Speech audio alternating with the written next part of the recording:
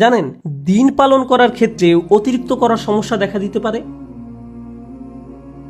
কোরআন আমাদেরকে বলছে লা তাগলু ফি দীনিকুম, তোমরা দিনের ব্যাপারে বাড়াবাড়ি করো না। দিন পালনের ক্ষেত্রে কিভাবে বাড়াবাড়ি হয়? যেমন একজন বলল আমি কোরআন শিখতে চাই, আমি বললাম চমৎকার, খুবই খুশি যে তুমি কোরআন শিখতে চাইছো। সে বলল না, আমি দিনরাত 24 ঘন্টা কোরআন পড়তে চাই।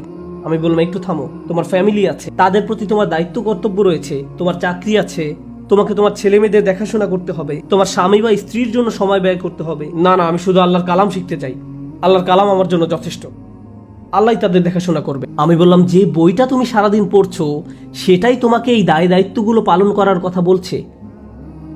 এভাবেও ইসরাফ ঘটে। একবার একদল বোনের সাথে আমার সাক্ষাৎ হয় যারা কোরআন অধ্যয়নে প্রচুর সময় ব্যয় করতেন। তারা দিনে হয়তো 16-17 ঘন্টা সময় ব্যয় করতেন কোরআন অধ্যয়নে। সে সময় দারুণ একটা ব্যাপার ঘটে। আমি তাদের উদ্দেশ্যে বক্তব্য দেওয়ার পূর্বে তাদের গ্রুপের একজনের মেয়ে এসে আমার সাথে দেখা করে। সে বলে, আপনি এখন এই গ্রুপের উদ্দেশ্যে বক্তব্য দিবেন? আমার আম্মুও এই দলের সদস্য, আপনি কি একটু তাদের থামতে বলবেন? আমি বললাম কি?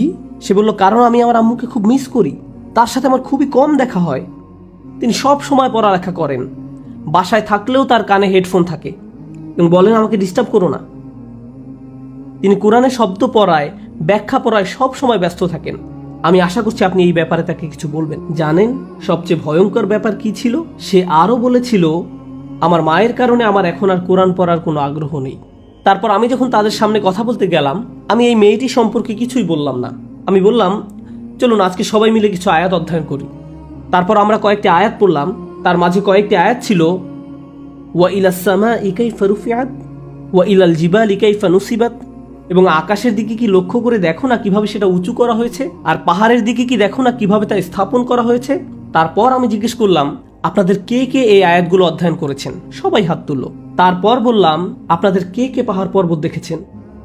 আপনাদের কে কে রাতের আকাশে তারা দেখেন?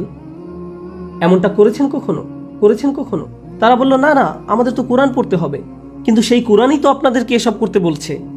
কিন্তু কোরআনেই আফালাম ইয়াসিরু ফিল আরদ, তারা কি জমিনে ভ্রমণ করেনি? তারা কি আল্লাহ সুন্দর সৃষ্টি দেখেনি? আপনারা এই সম্পর্কে পড়তে চান কিন্তু কাজটি করতে চান না। অথচ আল্লাহ বলছেন বাহিরের পৃথিবী দেখার জন্য। অন্য কথা, এমনকি ধর্মীয় কাজে অতিরিক্ত করার সম্ভাবনা থাকে। এটা পরিহাসের ব্যাপার যে মানুষ কোরআন পড়ছে আবার একই সময় কোরআনের নির্দেশনাকে উপেক্ষা করছে। এমনটাও ঘটতে পারে।